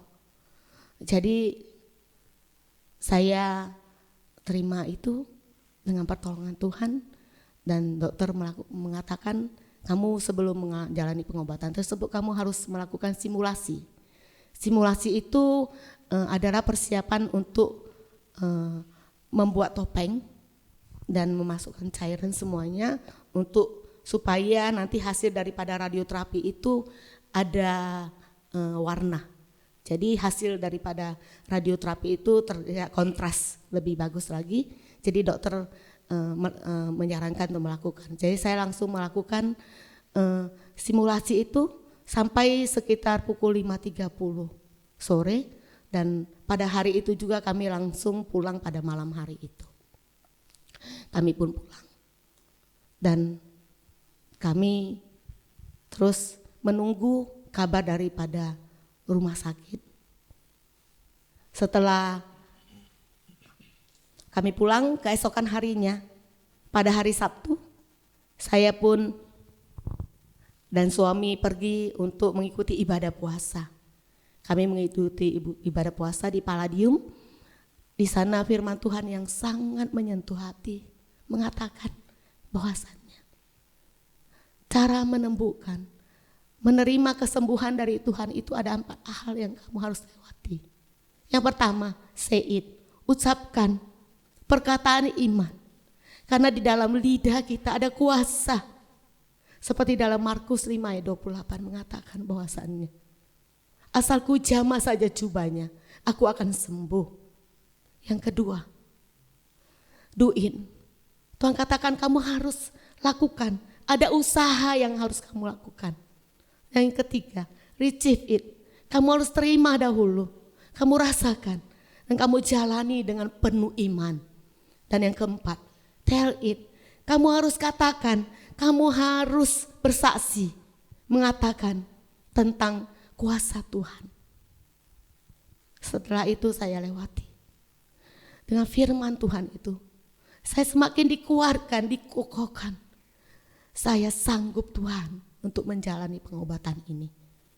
Berjalannya dengan waktu, kami pun dipanggil untuk mulai menjalani pengobatan kemoterapi dan radioterapi. Saya pun berangkat pada tanggal 6. Pada tanggal 5 kami berangkat, keesokan harinya pada hari Jumat tanggal 6 tersebut saya menjalani kemoterapi yang pertama. Puji Tuhan saya jalani kemoterapi itu dengan luar biasa penyertaan Tuhan, yang mana di pikiran saya itu kemoterapi itu sangat menyakitkan. Ternyata yang saya alami kemoterapi itu hanya memasukkan cairan di obat-obatan itu di dalam tubuh saya.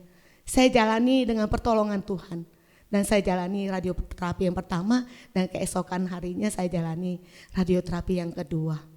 Dan pada hari itu saya harus pulang, kami harus pulang ke Medan kembali karena pada hari Minggu kami akan merayakan ulang tahun anak sulung kami, yaitu Pierce yang ke-15 tahun selesai ibadah sekolah, ibadah umum. Dan saya jalani itu dengan penuh sukacita pertolongan Tuhan, dan saya masih bisa melakukan kegiatan saya sehari-hari. Dan pada hari Senin kami kembali berangkat ke KL untuk menjalani pengobatan selanjutnya. Dan pada saat itu saya sudah mengalami gangguan pencernaan. Dan setelah saya sampai di sana, saya menjalani radioterapi, dan pada hari Selasanya saya nggak sanggup lagi, Bapak Ibu saudara-saudari sekalian. Saya mengalami gangguan pencernaan. Efek daripada kemoterapi yang pertama itu membuat tubuh saya sulit untuk buang air besar. Saya harus diopname selama 3 hari 2 malam. Pada malam hari saya diopname, Tuhan mengingatkan saya, berbicara pada saya, bahasanya kamu bukan kurang, tidak ada waktu untuk membaca firman Tuhan, tetapi kamu kurangnya hati. Bukannya kurang waktu, tapi kurangnya hati yang mau untuk membaca firman Tuhan. Hal itu mengingatkan saya bahwasanya saya harus lebih dekat lagi, lebih tahu lagi akan firman Engkau Tuhan. Saya jalani terus kemoterapi yang kedua, saya jalani dengan baik, dan dokter sudah mengganti obat kemoterapi tersebut karena mengingat efek samping daripada kemoterapi yang pertama, dokter menggantikan yang kedua, dan puji Tuhan saya jalani kemoterapi dengan efek samping yang saya terima itu di seluruh badan saya itu terasa panas. Jadi saya hanya perlu istirahat dan saya harus perlu konsumsi air minum yang lebih banyak lagi. Setelah saya jalani tersebut, puji Tuhan semuanya karena pertolongan Tuhan. Dan pada titik radioterapi yang ke-13, saya alami hal yang sangat menyakitkan, membuat tenggorokan saya ini sangat sakit, membuat saya ini menelan ludah saya saja susah. Saya mengatakan pada suami saya nggak sanggup lagi, saya menangis. Kamu tahu nggak apa yang saya rasakan? Menelan ludah saya saja saya nggak bisa lagi ini. Apalagi makan, saya nggak sanggup lagi. Saya menyerah. Suami terus menguatkan saya. Kamu harus ingat anak-anak. Anak-anak terus mendukung dalam doa. Anak-anak menginginkan mami cepat sembuh. Suami saya terus menguatkan saya. Tetapi hal itu tidak menjadikan saya kuat. Suami terus berbicara. Dia mengatakan pada saya, suatu kali saya juga ada suara iblis yang mengatakan pada saya, kamu harus mengabadikan momen-momen indah bersama suamimu. Kamu harus lakukan itu. Tetapi saya tengking dalam nama Tuhan Yesus. Suami saya mengingatkan hal tersebut. Hal tersebut mengingatkan saya akan kuasa Tuhan. Saya tidak boleh kalah. Saya tidak boleh menyerah. Karena ini adalah kuasa si jahat yang mencoba mengalahkan saya. Supaya saya menyerah. Dan hal yang luar biasa, saya juga mendapatkan kiriman pujian yang diserahkan oleh ibu terkasih kita, yaitu Ailing. Dia membagikan satu pujian yang begitu indah, yaitu hanya Yesuslah jawaban satu-satunya. Yesuslah yang sanggup untuk memulihkan hidupku. Hanya Yesuslah sanggup untuk membuat aku kuat. Tidak ada orang lain. Hanya Yesuslah jawaban hidupku. Kalau aku mencari damai, hanya aku temukan di dalam Yesus.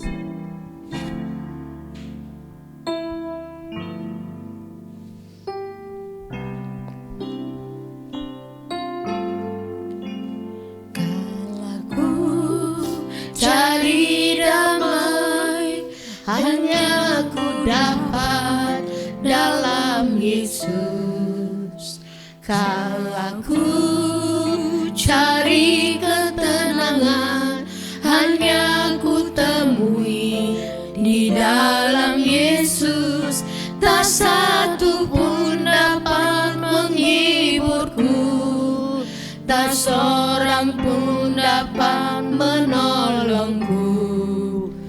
Hanya Yesus jawaban hidupku.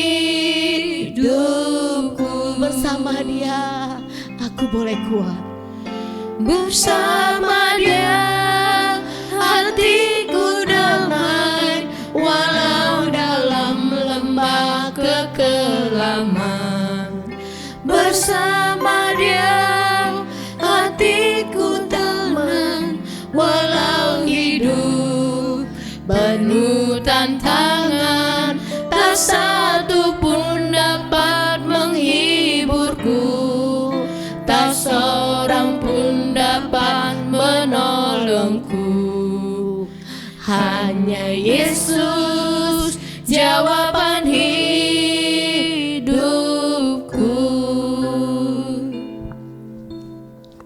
Dengan pujian ini saya kembali dikuatkan. Tidak ada seorang pun yang dapat hibur aku. Tidak ada seorang pun yang dapat memberikan kekuatan kepadaku. Tetapi hanya Yesuslah jawaban hidupku, yang sanggup untuk menolong aku. Berjalannya dengan waktu, saya terus boleh dikuatkan dengan pertolongan doa daripada hamba-hamba Tuhan. Kekuatan doa dari teman-teman sepelayanan, dari keluarga. Dan saya terus menjalani kemoterapi, radioterapi. Dan ada suatu kabar sukacita yang saya dengar dari pihak radioterapi yang mengatakan bahwasannya ibu, benjolan yang ada di dalam leher ibu itu sudah mengecil. Saya sangat senang sekali mendengar kabar tersebut, dan saya langsung kembali berkonsultasi kepada dokter. Padahal jadwal hari itu bukan konsultasi dengan dokter, tapi saya mencoba untuk mencari dokter, menginginkan, sebenarnya dalam hati ini menginginkan dokter itu bisa mengurangi jadwal radioterapi saya. Karena yang saya alami itu dengan efek radioterapi itu membuat saya ini sangat sakit sekali. Dan saya bertemu dengan dokter, saya dengar bahwasannya ini benjolan yang ada di leher saya ini sudah mengecil. Benar katanya. Iya. Dokter, berarti saya bisa dong mengurangi pengobatan radioterapinya. Dokter bilang, tidak. Kamu harus menjalani kemoterapi selama 7 kali. Kamu harus menyelesaikan radioterapi selama 35 kali. Saya langsung katakan, dokter, ada 22 kali lagi dokter yang radioterapi yang harus aku jalani. Saya mana sanggup dokter. Langsung dokter berdiri, dia mengangkat, memegang tangan saya. Dia mengajak saya berjalan. Seperti inilah kamu berjalan, melangkah satu langkah demi selangkah. Kamu jalani, kamu pasti bisa. Puji Tuhan, saya sangat dikuatkan. Tuhan memakai dokter, mengingatkan saya. Saya belajar untuk bersyukur setiap malam, saya bersyukur. Terima kasih Tuhan, saya boleh melewati satu malam ini, satu hari ini. Besok pagi saya bangun, saya bersyukur Tuhan saya boleh bangun. Saya mau menjalani hari ini, satu hari ini. Saya tidak mau memikirkan berapa hari lagi. Berapa kali lagi saya harus menjalani pengobatan. Tapi saya jalani dengan melangkah demi selangkah. Satu-satu hari saya tetap bersyukur pada Tuhan. Dan satu firman Tuhan yang mengingatkan saya lagi, bahwasannya Tuhan mengingatkan saya bahwasannya Tuhan izinkan hal ini terjadi. Saya mengalami pencobaan-pencobaan ini tidak melebihi kekuatan saya. Tuhan inginkan saya boleh melewati ini karena saya harus mengalami mujizat yang nyata. Tuhan tidak inginkan saya hanya mendengar saja. Tuhan itu adalah sumber mujizat. Tapi Tuhan memberikan kesempatan bagi saya. Saya boleh mengalami pengalaman mujizat yang luar biasa. Penyertaan Tuhan yang luar biasa dalam hidup saya. Saya jalani terus Bapak Ibu Saudara-saudari sekalian. Setiap hari saya mengucap syukur. Sampai pada radioterapi yang ke-26. Saya mengalami gangguan mah, yang mana setiap saya makan saya pasti muntah. Setiap makan saya pasti muntah. Saya nggak bisa makan lagi. Yang mana Bapak Ibu sekalian, pada kondisi itu yang sudah saya jalani selama kemoterapi sampai yang ke-26, saya nggak bisa konsumsi makan makanan yang lembek seperti bubur lagi, seperti bihun kuah lagi, saya nggak bisa makan itu lagi. Tetapi yang saya makan itu adalah bubur yang sudah dimasak dan di blender. Sayuran itu sudah dimasak bubur, saya di blender. Suami yang membantu menyiapkan semua buah-buahan yang saya konsumsi itu di blender semuanya, baru saya makan. Dan puji Tuhan, setiap hari saya jalani kemoterapi itu, setiap kali kalau mau kemoterapi itu Bapak Ibu sekalian, sebelum kemoterapi itu diharuskan untuk memeriksakan darah. Dan puji Tuhan, dengan kondisi saya makan makanan yang hanya disaring di blender, kondisi HB saya ini masih normal. Saya masih bisa menjalani kemoterapi. Karena kadar darah saya itu setiap kali mau mengalami kemoterapi itu bagus. Dan puji Tuhan berat badan saya itu masih bagus, dari awal itu hanya turun 1 kilo. Dan hal itu memang diangkat jempol sama suster di sana, dan dokter katakan biasanya pasien kanker itu biasanya karena mengalami gangguan makan, susah makan, pasti akan mengalami penurunan berat badan sekitar tuh 10%, bisa juga sampai 10 kilo sampai 15 kilo. Tapi puji Tuhan, hal itu yang sudah saya alami kuasa mujizat Tuhan. Saya hanya turun 1 kilo. Dan saya terus boleh jalani itu sesuai dengan jadwal dokter. Dan pada radioterapi yang ke-26 saya mengalami gangguan MA. Saya pada kemoterapi yang ke-6 itu, pada radioterapi yang ke-7 saya kembali memeriksakan ke dokter, dan karena apapun yang saya makan tuh saya muntah, dokter menyarankan saya untuk opname kembali. Saya kembali di opname selama 4 hari 3 malam. Di sana satu hal yang luar biasa juga Tuhan berbicara pada saya. Tuhan ingatkan semua hal yang sudah aku alami, pergumulan dari awal sampai akhir, sampai saya terkena kanker nasofaring. Dan Tuhan ingatkan satu hal, kamu harus bersaksi. Bukan hanya bersaksi dengan kamu langsung bersaksi langsung, tetapi kamu harus menuliskannya juga dengan tulisan. Itu yang Tuhan ingatkan dalam hidup saya ini. Saya jalani terus dengan penyertaan Tuhan yang luar biasa. Saya pun kembali keluar dari rumah sakit. Saya terus menjalani radioterapi, dan pada tanggal 22 itu terakhir saya menjalani pengobatan radioterapi. Dan karena jadwalnya sudah mau selesai untuk radioterapi pada tanggal 22 April, makanya suami terus mencari tiket untuk pulang. Dan kami mendapatkan tiket itu langsung dari Kuala Lumpur ke Medan, itu pada tanggal 23 April. Dan setelah dibeli, kami terus bawakan dalam doa. Dan ternyata setelah kami beli tiket itu berapa hari, rupanya ada cancel dari pihak penerbangan, karena pada waktu itu semua penerbangan itu ditutup. Dan yang mana Bapak Ibu saya juga memberitahukan bahwasanya pada saat itu kondisi yang saya alami sewaktu menjalani pengobatan di Kuala Lumpur, di sana itu terjadi lockdown. Lockdown itu yang mana saya dan suami itu sebenarnya rencana untuk pulang ke Medan itu setiap 1 minggu sekali. Tetapi karena lockdown itu membuat kami tidak bisa pulang bertemu dengan anak-anak. Dan hal itu kami lewati dengan penyertaan Tuhan, dan akhirnya pas selesai tanggal 22 kami pun sebelumnya itu ya Bapak Ibu saudara-saudara sekalian, kami mendapatkan penolakan penerbangan, cancel ya dari penerbangan. Dan setelah itu suami mencari penerbangan yang lain. Kami harus, ternyata solusinya satu-satu, yaitu penerbangannya hanya melalui Garuda, hanya penerbangan Garuda yang buka. Itu pun penerbangannya bukan langsung dari Kuala Lumpur ke Medan, Tapi penerbangannya itu dari Kuala Lumpur harus melalui Jakarta dan Jakarta ke Medan. Dan penerbangan itu harus melewati sekitar 4,5 jam. Dengan kondisi saya nggak bisa makan makanan yang biasa, dan karena kondisi lockdown nggak mungkin bisa sembarangan makan.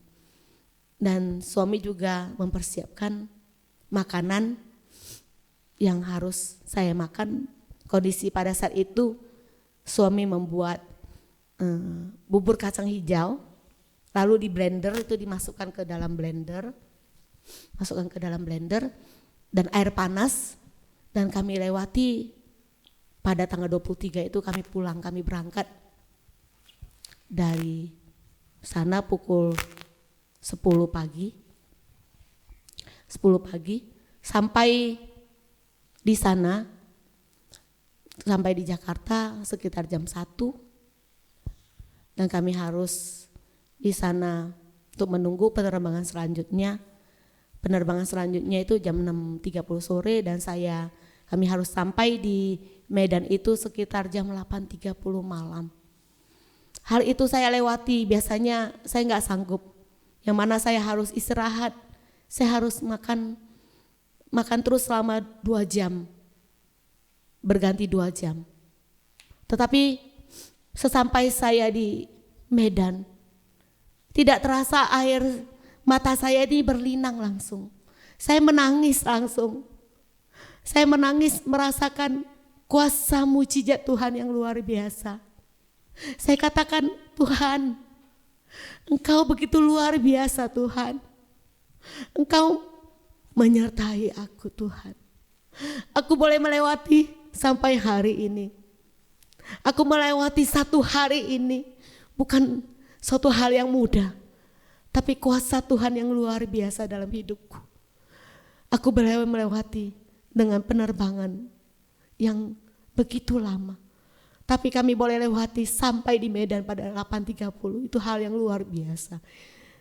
Tidak berapa lama suami mendapatkan kabar dari teman bahwasannya di sanalah besok ternyata pihak daripada pemerintah menutup semua penerbangan. Bapak Ibu bayangkan kuasa Tuhan yang luar biasa, penyertaan Tuhan yang luar biasa dalam hidup keluarga kami. Kami sudah berpisah dengan keluarga, dengan anak-anak selama berkisar 2 bulan. Hal yang seorang ibu, ayah inginkan tuh berkumpul dengan keluarga. Jika kami terlambat 1 hari saja pulang, kami tidak bisa pulang lagi Bapak Ibu sekalian. Kami tidak tahu bahwasannya Indonesia juga menutup penerbangan. Tapi satu hal mujizat yang luar biasa yang aku alami, penyertaan Tuhan yang luar biasa dalam hidup diriku Tuhan. Tuhan begitu campur tangan dalam hidupku.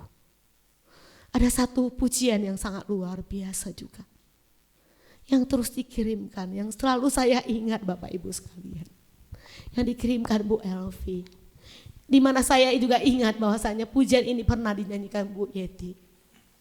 Pujian bahwasanya dengan sayapmu aku akan terbang tinggi bersama dengan Engkau Tuhan. Engkau sanggup membawa aku terbang tinggi. Aku tidak pernah menyerah Tuhan, karena Engkau selalu mendekap aku, yang selalu membawa aku terbang tinggi Tuhan.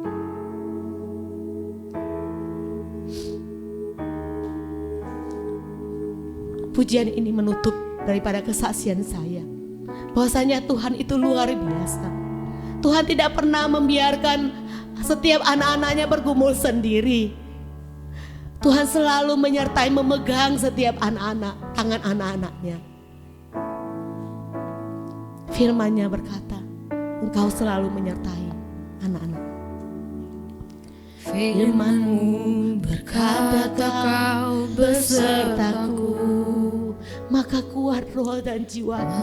maka kuat roh dan jiwaku. Tangan-Mu Tuhan selalu ku nantikan, Di setiap langkahku percaya sayapmu ku akan terbang tinggi di tengah badai hidup. Ku tak menyerah, Kau kekuatan dan perlindungan bagiku. Pertolongan-Mu Tuhan, Pertolongan-Mu di tempat maha tinggi. Ku mengangkat tanganku, aku berserah. Kau kenawakan, Kau yang ku sembah, Yesusku, Raja. dengan sayapmu ku akan terbang tinggi Tuhan. Dengan sayapmu ku akan terbang tinggi di tengah badai hidup. Ku tak menyerah, Engkaulah kekuatanku Tuhan, kekuatan, Engkaulah perlindunganku Tuhan. dan perlindungan Aku tidak akan menyerah. bagiku. Pertolongan-Mu Tuhan selalu nyata dalam hidupku. Pertolongan-Mu di tempat maha tinggi. Ku mengangkat tanganku, aku berserah. Kau nantikan, Kau yang ku sembah, Yesusku, Rajaku. Bapak Ibu saudara-saudari sekalian, satu pesan yang saya ingatkan, apapun pergumulan yang kita alami, jangan pernah menyerah. Yang harus kita percayai, Tuhan kita adalah Tuhan yang luar biasa. Dia sanggup untuk melakukan hal yang tidak mungkin bagi manusia, tapi mungkin bagi Tuhan kita. Kita harus katakan ada amin dalam hidup kita. Biarlah segala kemuliaan hanya bagi Tuhan kita di tempat yang maha tinggi.